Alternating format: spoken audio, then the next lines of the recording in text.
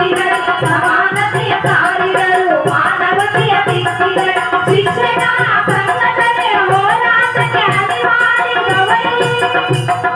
ಶಿಕ್ಷಣ ಸಂಘಟನೆ ಹೋರಾಟಕ್ಕೆ ಅನಿವಾರ್ಯದವರು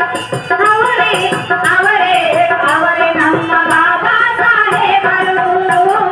ಜನಮನಗಳ ಗೆದ್ದ ಮಹಾನಾಯಕರು ಜನಮನಗಳ ಗೆದ್ದ ಮಹಾನಾಯಕರು